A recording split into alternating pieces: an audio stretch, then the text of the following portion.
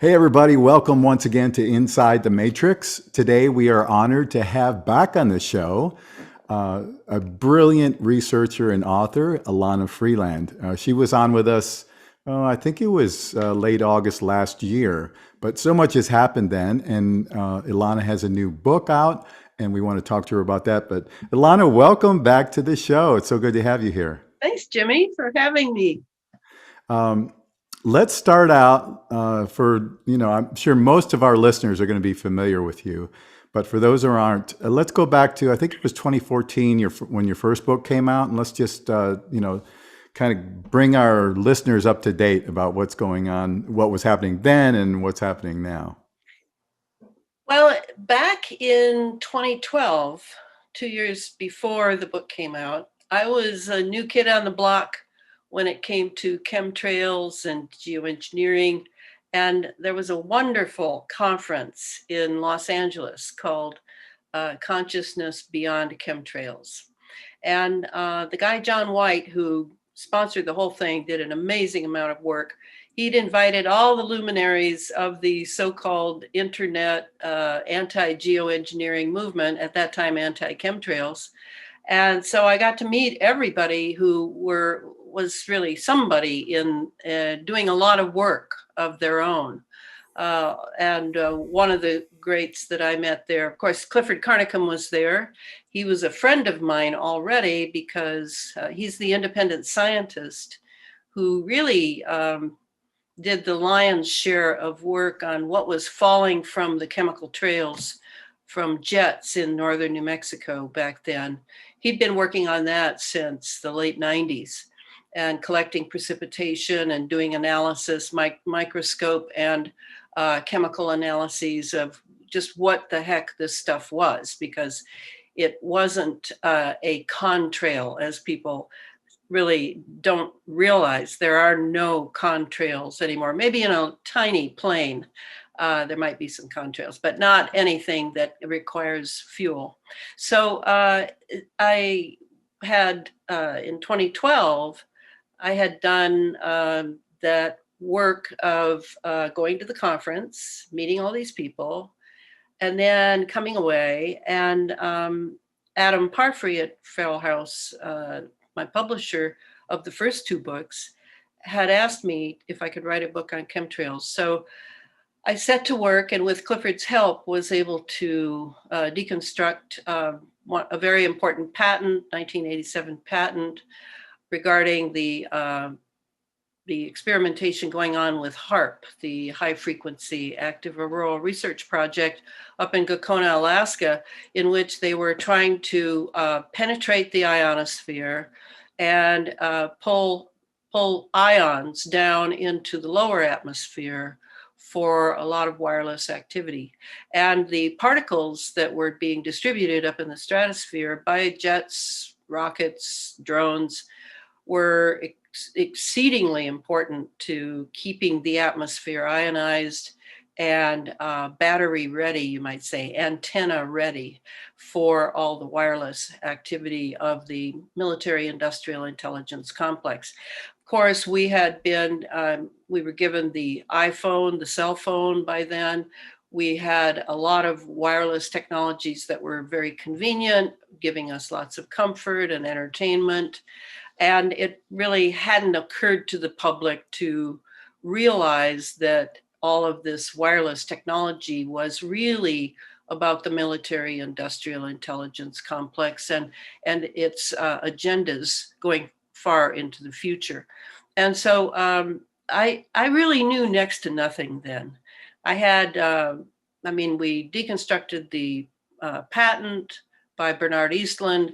I had a chapter on Clifford Carnicom's work with Morgellons. I was meeting a lot of Morgellons people who were having these lesions occur on their skin and a gel-like substance coming out, without getting too gross, and some color-coded wires, bizarrely enough, like black, red, and I want to say blue.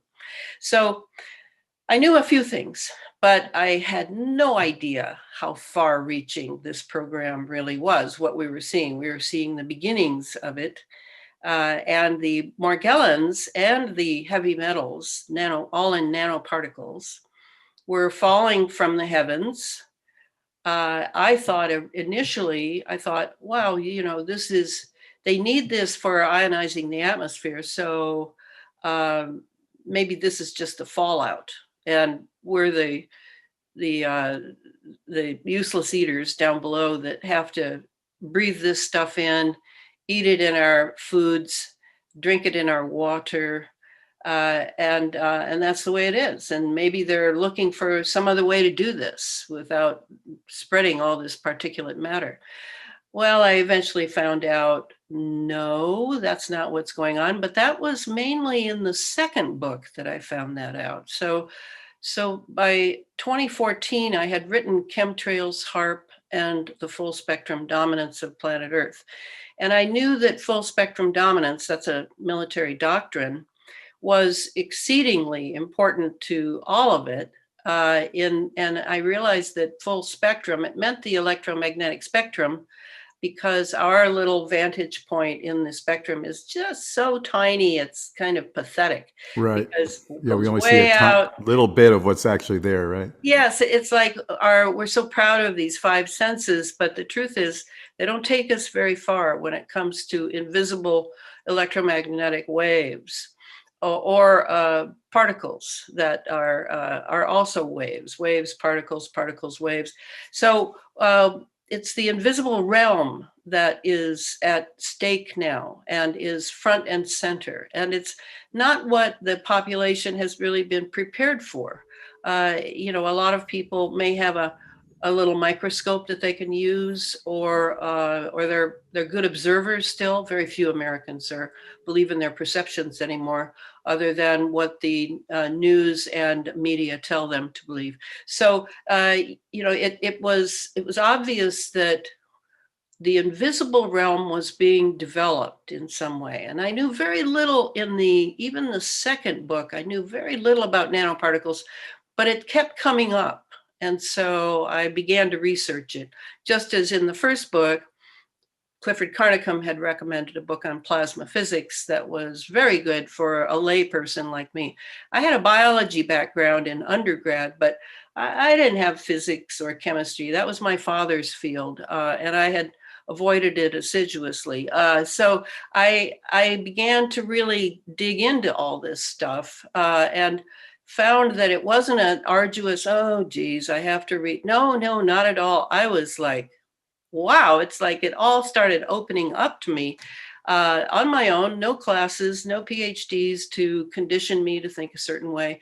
And so by the time I wrote the second book, which came out in 2018, I had actually finished it in 2016, but Adam Parfrey of Feral House sort of sat on it for a year. And that book was called Under an Ionized Sky, From Chemtrails to Space Fence Lockdown. And it was that book that Billy Hayes, the famous HARP man, Billy had been programmed by MK Ultra from the time he was a child to be super good in electromagnetics, because he was on over, I think Billy said, over 240 or 50 projects run by the CIA, Raytheon, Lockheed Martin. They're all sort of the same ilk, all over the world, building these phased array antennas for drawing energy down from the ionosphere, projecting energy up into space, etc. So Billy heard me on Coast to Coast after the first book came out, and guided me all the way through to seeing, look over here, Elana, at the space fence. And what the space fence was at that time, the population was calling it, I think, the same term, smart grid, the smart grid. Yes, everything was being made wireless. And we didn't realize, many people didn't, I kind of did pretty much when I began the second book, that we were being enclosed in it, and that it was going to be a lockdown on the human brain, on possibly our genetics, And so already that idea occurred to me in the second book. So that book pretty much technically describes the space fence and all the dual use technology. That's a military term. It means that you can use it for military things or for civilian things. All the dual use technology was being set up to control life, yes, all of life, but also the human being. So that book came out in 2018. And that book gave birth to my thinking about synthetic biology and the relationship between what we're breathing in, eating, drinking, and what we're being vaccinated with for the lovely little human beings just arriving in the world who are just pelted with vaccines. I realized that really there were three systems that were being used to distribute, deliver certain nanotech into our bodies and brains. And so it was the chemtrails, the chemical trails of jets, rockets, and drones. It was the GMO foods. I don't know what people don't understand about that term, genetically modified foods, and thinking that it's okay to eat those and you'll be just fine and hunky-doky healthy. No, you won't. There are hardly any nutrients in it. It's synthetic food. 26 nations in the world have made it a felony to even bring GMOs into the country, much less to grow it inside the nation's boundaries. So somehow the United States and other countries have missed the boat on that. It's similar to how many people still have microwave ovens with magnetrons in them. And magnetrons are weapon systems. I don't know, am I on another planet or something that people are not really understanding what this means? Yes, that's right. That's how we've been raised. Everybody's watching I Love Lucy and the being entertained and thinking of cool stuff to own that does cool, amazing physics that they have no desire to learn.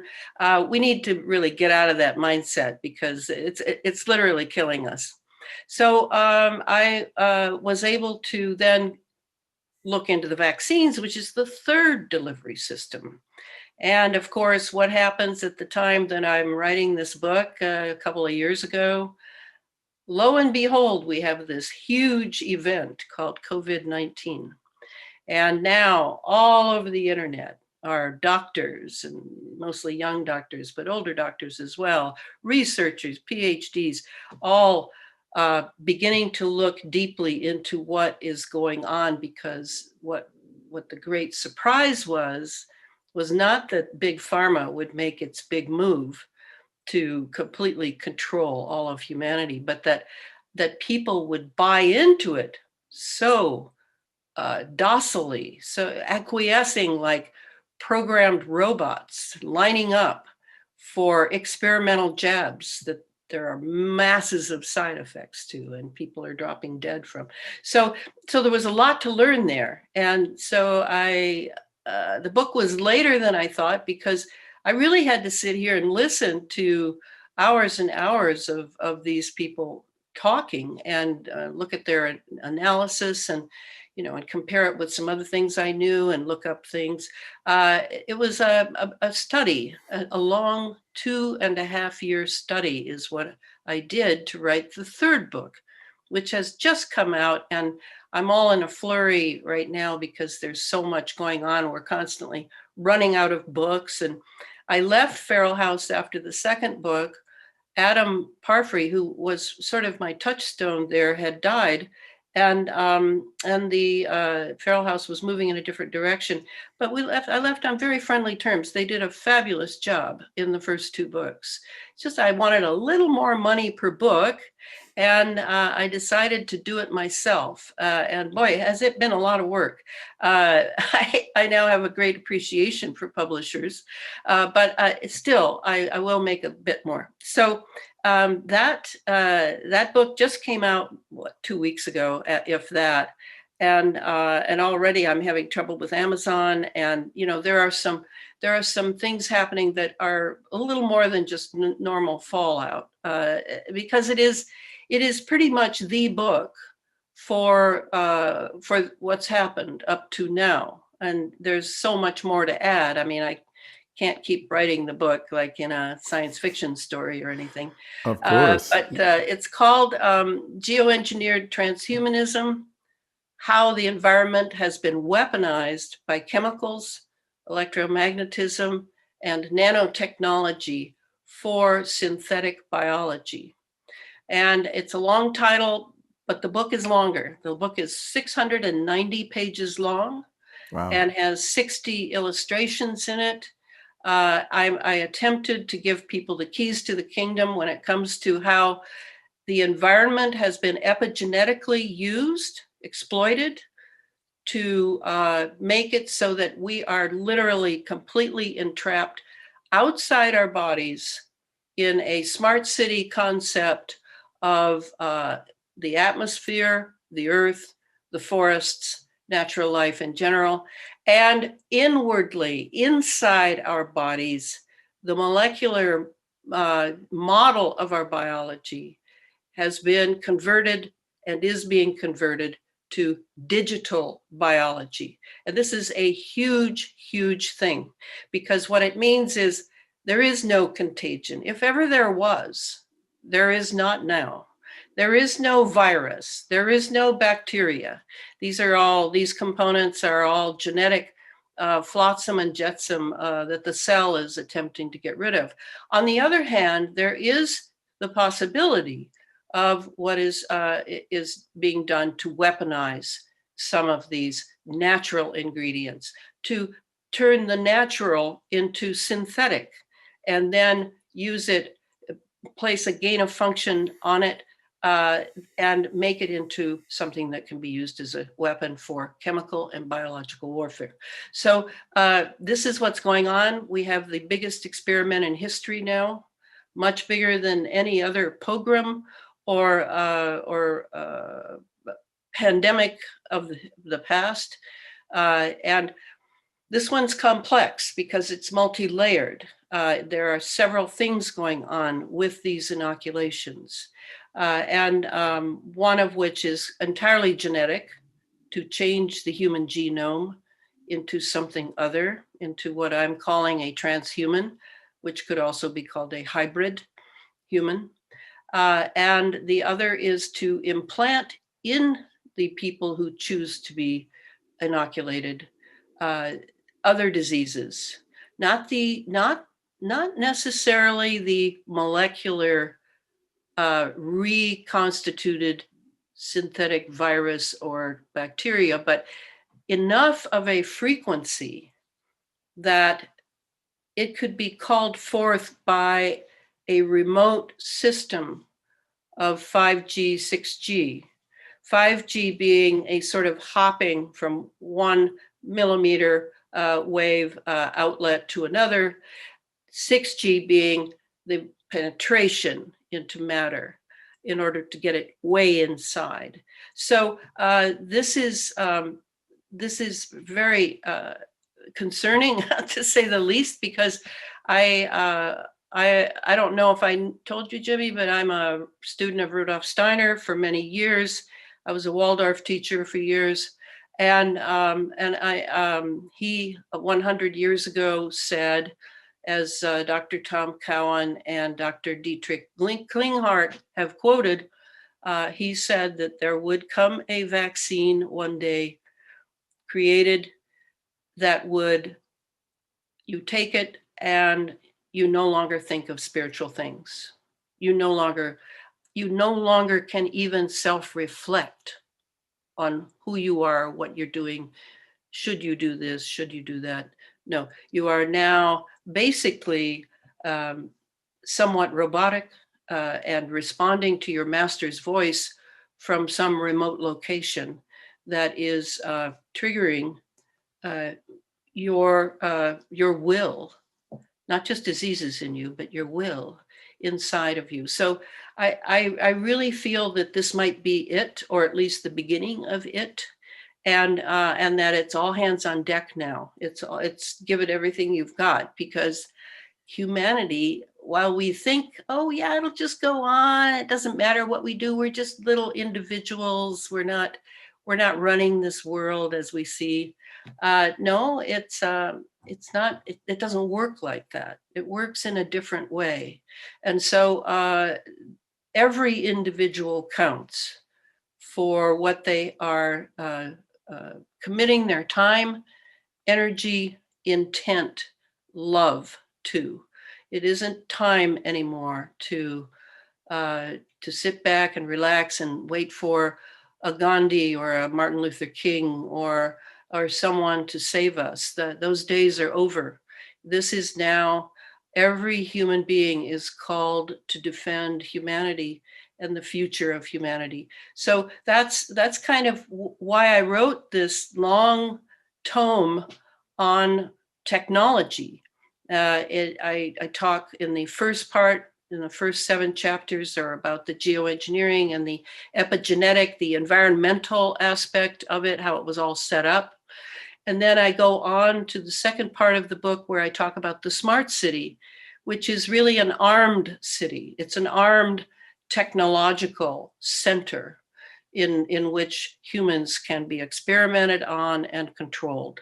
And then the third part of the book is where I get into the genetics, optogenetics, epigenetics, et cetera, and the so-called vaccinations, which are really not vaccinations at all, but are gene therapy, gene manipulation, inoculations. It's long. It's my intent was, I made a great table of contents so that people can see, okay, now today I'm really interested in the geoengineered fires. Elana says that they're all geoengineered now. I think I'll read that chapter today and see what that says. You don't have to go, because I'm repeating and resonating throughout the book certain primary concepts so that you understand, yeah, that this concept is attached to this too. Yeah, this concept holds true over here too. 5G, yeah, it's here. In your biology, yes, it's here. It's everywhere, because they have used these technological approaches to control over humanity. And that totally makes sense, that you would use technology to control humanity and all of life, actually, not just humans. Yeah, and it's invisible. So, they have plausible deniability Yes, constantly. It's like, well, what are you talking about? What's in the exactly. air? Well, I haven't seen anything. And people that see, we've been seeing chemtrails since the mid 90s, and now people just assume that, planes just make these things, and that's just a natural occurrence of jet engines or whatever. But nothing could be farther from the truth. Modern jet engines do not create No, what they call contrails or chemtrails. that's right. And, all of these things we've been so dumbed down over the years. And of course, another thing that people are just finally starting to realize, I believe, is that the media is totally in cahoots with all these people that want to own and control us in the world. And we have to understand that, like you said, it's not time anymore to sit back and watch what's going on. This is war. This is spiritual war. This is Mhm. good versus evil. And we're not messing around anymore. This is serious stuff. They've invaded every part of our lives Yeah. from, every angle that you can possibly imagine, from the family all the way up to institutions and schools and religions. And I mean, it's everywhere. So the masses of humanity have lost their moral compass, if they Mhm. ever had one. Mhm. Morality, was taken out of schooling a long, long time ago. So we get this situation culturally where it's like, hey, whatever's good for me is good for me, and everybody else can, just do their thing and worry about getting theirs because I got mine, kind of attitude. Mhm. And that is absolutely the worst thing that we're up against now, is that people do not understand what's happening right now. They do not understand the depth of what's happening. And your books so clearly explain all of that. And it's just not speculation. You have you have all the research material backed up and everything. And this is the kind of thing that I want people to understand. And we've talked about it many times in this show, is that the world is not what the mainstream media wants us to think it is. That's a fairy tale that they've created to sort of, just give us a mindset that we'll create for them. I guess you could put it that way. In the collective consciousness of all of our thoughts and ideas moving out into the ether and creating the world, they're controlling what we're creating for them, and that's a huge problem. So if we don't raise our consciousness and see the game for what it is and see what's really happening as opposed to what we're being told is happening, then it's going to be all over. And we don't want it to be that way, because as human beings,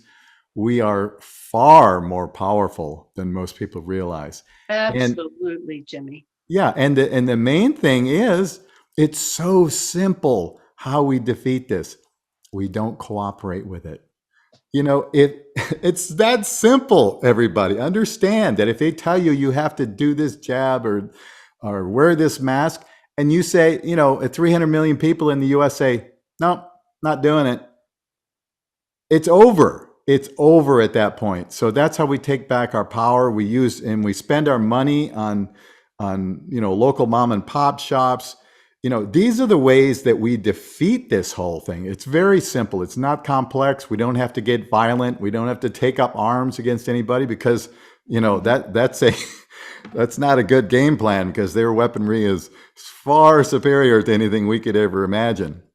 Well, So, yeah, and that in that light, I have to say that you may not be entirely right about just not complying, because these weapons are very sophisticated in that they can pulse frequencies to individuals or populations that change behavior, change thoughts, change emotions. So the people who are complying, I noticed that a lot of them, I don't know if you remember there are now and then, I don't go looking on the net. Everybody sends me stuff and I have to go through all that. So I've seen a few videos where people are about to go for their second jab, say, for example, and they're all excited and it's wonderful and they're so excited. And you go, that's not really natural, what I'm seeing here. yeah. And so could it be that they're being pulsed with a happy frequency to feel a way that they would not normally feel, but because they're sort of not very conscious as a lifestyle, they don't really retain their consciousness very strongly. They can be pulled this way and that and this way and that. And that's so huge. I live in a place where I would say, if I were to have an educated guess, I would say that the people here are being pulsed with a compliance, complacency, everything's fine, nothing's out of order frequency, where it's just business as usual, and you don't talk about it, and you talk about silly, giddy, stupid things when you're with people in, say, a restaurant or something, and everybody assiduously ignores the elephant in the living room. So I want to give people the benefit of the doubt that, yeah, Americans have been programmed with the TV and iPhones for decades. And I don't own either. I've never owned either. I knew they were weapon systems.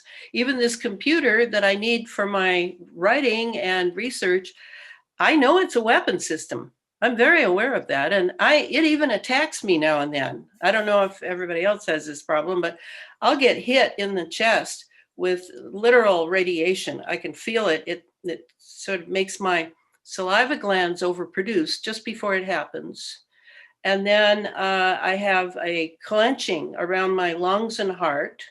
And at that point, I leap up and I run outside and I start breathing regular air. And ground And yourself. and if I didn't live on the second floor, I'd go out on the earth Mhm. and I would ground myself. Exactly. So So it's a weapon system, but the programming of people is so deep that all they need to do now is sort of tweak it from a distance, and that's why I say to people who say, "What can we do? What can we do?" Okay, the first thing we have to do is to sort of deprogram ourselves, look at our lifestyle, figure out our relationship with the technology in our lives, minimize it, no matter if it means less entertainment or less fast movies or whatever the nonsense is. Um, if you insist upon owning an iPhone, which has all sorts of apps you don't even know about, you don't even know about the apps in these things. These are military weapon systems. Get it straight. Then how are you going to live with that so that it doesn't become your mortal enemy? You're going to have to figure out, I mean, first of all, the iPhones, maybe a flip phone would be good enough for emergencies, for, whatever. Everybody has a story about why they can't give up their iPhone. But I really highly suggest you get rid of it, get rid of the TV. It's not just the programming that's the problem, not just the newscasts that are all lies. It's the technology of the HD TVs, the plasma screen, whatever it is. The technology is so sophisticated, so extraordinarily sophisticated. You turn your TV off, it's not off. Same thing as your iPhone. It's not off. The microphone is working. The video features are working. The subliminals are working. So get it straight. You don't know anything about the sophistication of this technology. And until you do, protect yourself, defend yourself, and definitely defend your children. So it's kind of like going to sleep in a technological wonderland, like America is considered to be. And then you wake up in a nightmare. Yeah. I mean, that's really what it is. So to have a book like this, where you can read about the technology, for example, in the smart cities section, I talk extensively about the smart hospital. I tell you every single machine that's in there, and I tell you what it's really doing. I mean, you need to know these are dual use weapon systems. That's all they are. They're telling you they're making you healthy. They're going to do this. They're going to do that. You don't know what they're going to do with you once you check in there.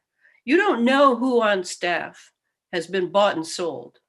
I mean, this is the problem, and why I have been a natural foods person since the 60s. I'm a 60s holdover here, still alive, yay. In the 60s, we were all experimenting with food. We were growing organic vegetables. We would have long house meetings about, whether the frying pan could be used for meat and vegetables, or if it simply had to be just vegetables. We were very serious about getting rid of the institutional medicine, getting rid of the institutions in general, which we called the establishment. We didn't trust the establishment. Were we right? Oh, yes, we were right. Absolutely right. It's just taken a long time for the collapse to begin. But I have always retained the values. I studied Chinese medicine.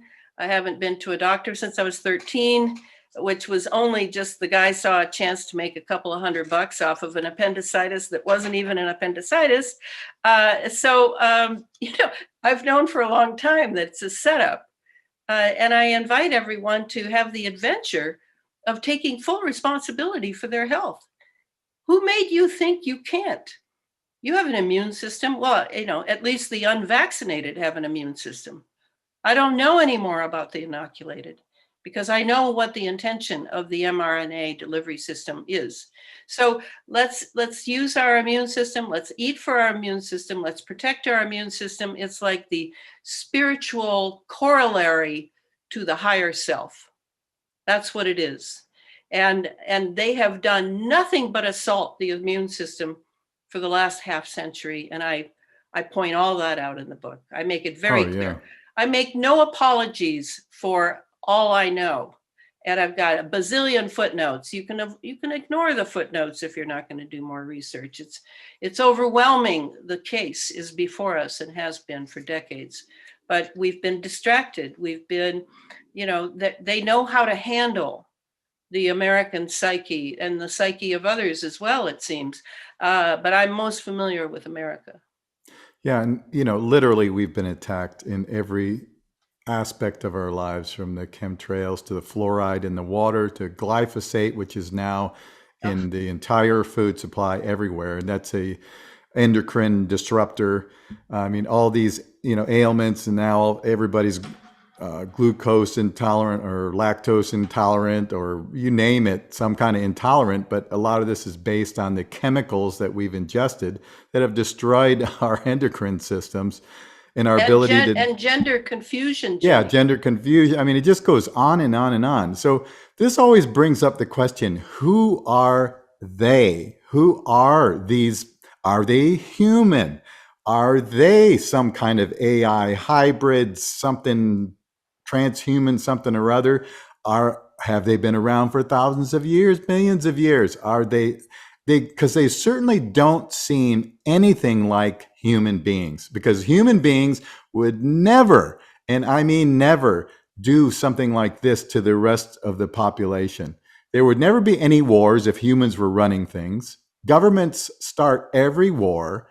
All the worst things that have ever happened to humans have been as a result of these so-called elite leaders, whatever you want to, whether they're the bankers, the military industrial complex, warmongers. I mean, they all seem to be of the same ilk of having no compassion, no care, no love, no humanity, no ability to appreciate the arts or anything like that, because it's all about power, manipulation, and control with them. So it begs the question, who or what are they? You got any ideas on Oh that? no, I've got a lot of ideas on that, because number one, we are living in a time, and I'm thrilled to be here to be present for this. I knew it was coming, but I didn't think that I would be here, and I'm happy about that, even though it's hard and difficult and scary and all those things. Okay, so we are living in a time of the creation now on a mass scale of a hybrid human being. And the hybrid will be the first transhuman that is made. And that's going on right now. So you can look at the patents and see that hybrid human beings, or transhumans, as they're also called in patents, will not qualify for human rights. They will simply not qualify. So bring any legal case, and if in that so-called human being, the one with the head and a torso and two arms and two legs, if has some sort of proof within it that it is no longer carrying a human genome, and that will be the end of a human rights case against Pfizer or AstraZeneca. It doesn't matter, any of those big pharma people. All right. So that said, we're living in a time of the creation of transhumans.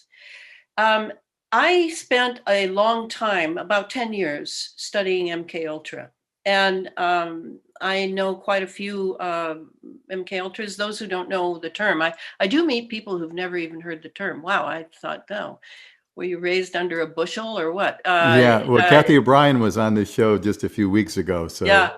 yeah. So MK Ultra was the CIA mind control programs, 149 sub projects from 1953 to 1973. Now, in 73, at the Church Committee, the CIA claimed that they no longer were running it. Okay, that was kind of true. They were running something different, and it was what I call EMK Ultra. So the E standing for electronic. The mind control programs that we inherited from the Nazis, that we brought over under Operation Paperclip, protected them for all their lives, and we now protect their children and their grandchildren. This was the pretty much the beginning of the end of the United States of America. And the MK Ultra that we got from the Nazis, who had done a great deal of experiments in the camps, We then developed further with the technology that we were, that the whole Cold War, which was a ruse, the whole Cold War was dedicated to, was to make it seem like Soviet Russia was against us when really we were supporting them to the tune of billions of dollars for 72 years, while they too developed weaponry that we were developing. So all those lies, lies, lies. Yes, yes, yes. That's the way it is. And the ability of the mind control uh, to take over in America was so obvious to them. And so they moved a TV into every living room. Then it was into every bedroom. And then they're giving TVs away. And everything sort of ended up there where people were still human, but they were in alpha wave all the time, because you sit down and start watching a television program or a YouTube. I'm not all for YouTubes because people aren't reading. They're just not reading anymore. So Elana, why do you write all these books?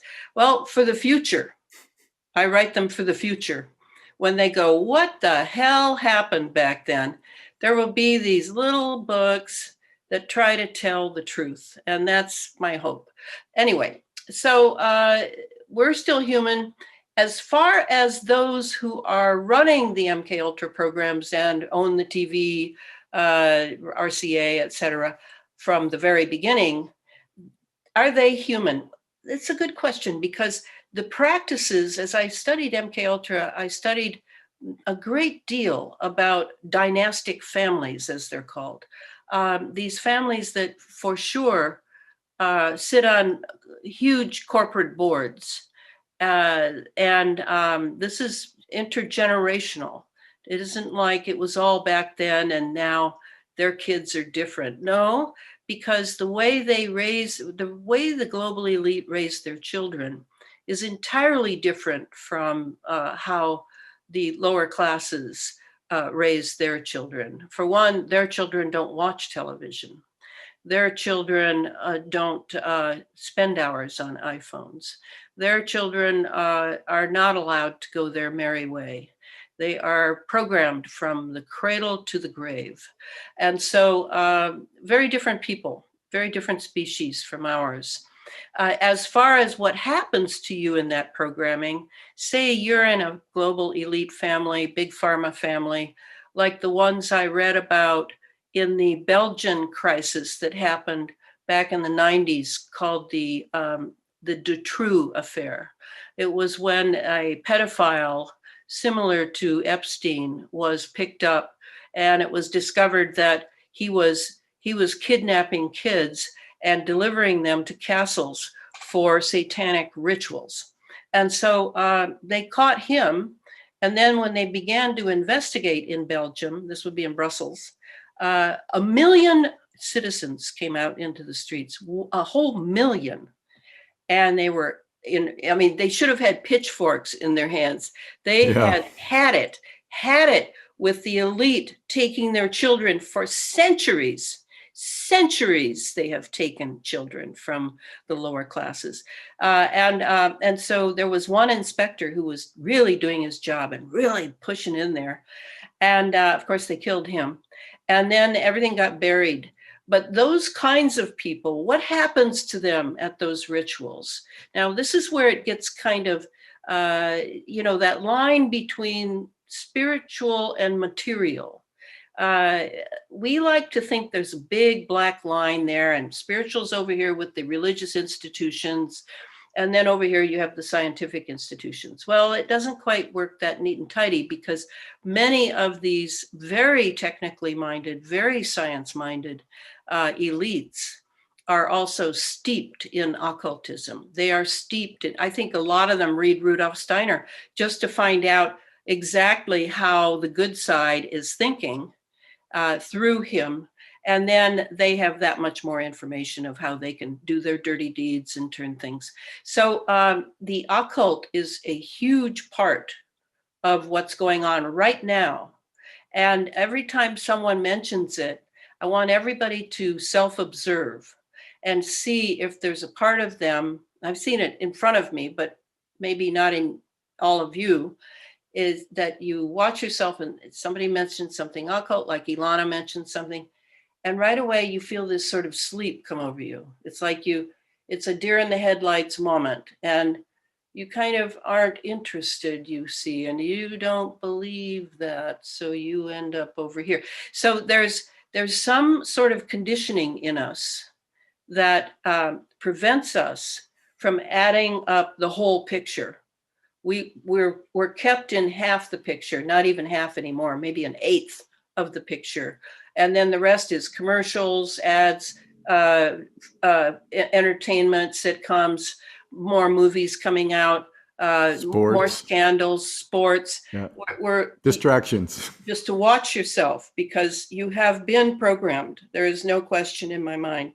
So because you have the programming, when you bring up a question of what is human, we're in a very twilight zone now, because they look human, but I actually feel I am meeting people now, even in my small town, who are not fully human anymore. And what do I mean by that? I don't mean that they're aliens. I don't mean it's Alpha Centauri. I don't mean it's reptilians. What I mean is they have somehow sold their birthright to their true humanity. And what is true humanity? So I have to define what I mean by that. To me, true humanity, which I attempt to embody, truthfully, in every fiber of my being, I attempt to be a true human being, is someone who's moral, someone who tells the truth, who loves the truth, who wants to serve all of humanity, because I am a human being and I owe that to my race. My race, according to Rudolf Steiner, is a very high hierarchy, a divine being living in a material body, in a material world, and attempting to bring the good, the true, and the beautiful to a realm that has belonged to all sorts of entities for millions of years.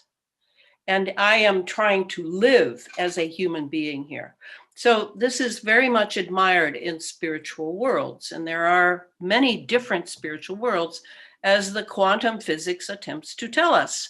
There are many frequencies to this universe. And some of those frequencies are anti-human. And some of those frequencies are pro-human and are rooting for our developing our free will and bringing the good, the true, and the beautiful into a material realm. So that's my cosmology. And that isn't something I just do on Sundays or something like that. That's every day, every minute. That's who I am. I just told you everything important about me to know who I am. And that's probably why so many people love me without even having met me. So that, all that said, Jimmy, sorry to give such a big preamble, but are they human? I don't think so. I think what happens is they abandon at their childhood. They're tortured, they're raped, they're treated terribly in order to prepare them for handling the reins of power by their elite so-called parents and families and whatever, and they're sort of stuck there. They're sort of stuck in that. And then many of them take the persona on, and they're watched very carefully, and they have to obey a lot of those tenets. They have no freedom, is what I'm saying. They have none. Klaus Schwab, he has no freedom. You and I have freedom because we're unimportant, but we can still lose our humanity. And to me, the big point here is whatever is living in them, because nature abhors a vacuum. Nature abhors a vacuum. That means that when they abandon their humanity, an entity or maybe a whole legion of entities move into them. And now this person can be culled and used by the cults that prescribe satanic ritual abuses, satanic rituals in their religion. And these are real religions. They have a belief in a certain kind of God. They believe they have rites, they have rituals, they're awful and they're horrible, and you and I don't want to be at them. But this is who they are, and then entities are definitely involved with them. Can an entity be involved in a church or a temple? Yes, it can. Of course it can. The important part is the human soul. The soul is the place where they work. And so if you have a place that's not a church or a temple that's not properly taken care of by someone who knows how this all lines up, the good versus evil, the war and heaven, etc. If you have someone who's irresponsible, or someone who's a pedophile, or someone who's, on the take somehow, well, then the whole church may go. The whole church may go. That's what leadership is all about. It's about being what you want your people to do and be. That's the whole thing. So that's kind of where we're at. And for the institutions, I've never been an institution joiner. I'm not comfortable in institutions. But I also wanted to share with you a term that I use that is from the occult.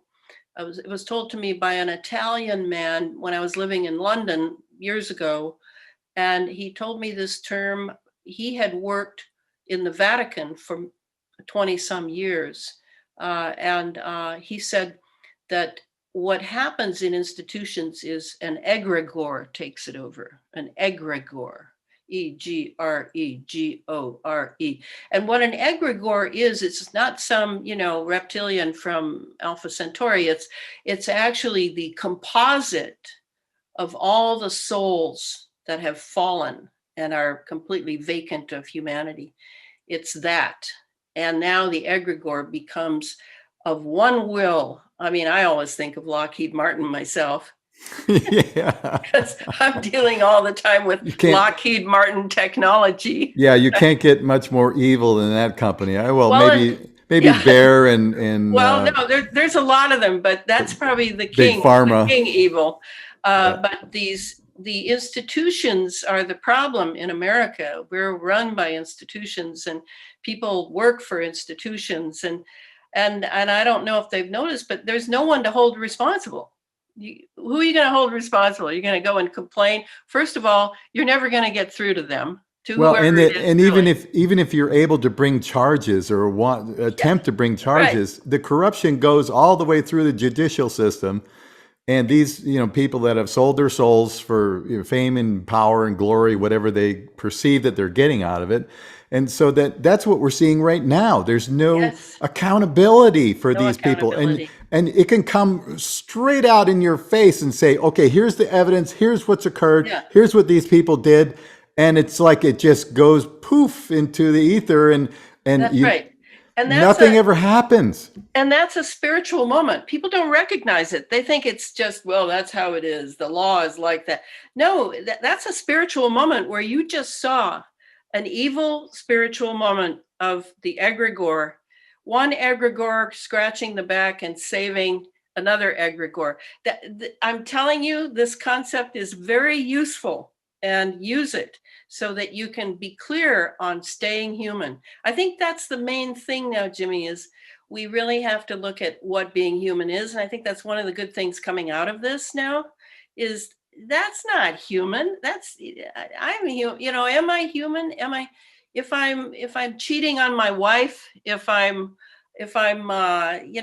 taking a little from the till, or, all these things, just ask yourself, am I still human? I mean, that's the important part, is to remain human, not just to be a paragon of morality as people will see you, though you're not, but to be it, to be what you present. This is the human way. Yeah. Yes, absolutely. And I think I agree with that. And I see it as being fully conscious and aware of who you are as a divine being, inhabiting a physical body in this realm to experience. So Yeah. understand, number one, that that's what's occurring here. You're not just an ego bouncing around off the walls, trying to being programmed by the media. No, you need to connect with that higher being that you really are, not the lower level ego that we all use for defensive purposes or whatever, but the higher being and becoming an authentic human being, and that's recognizing your divinity.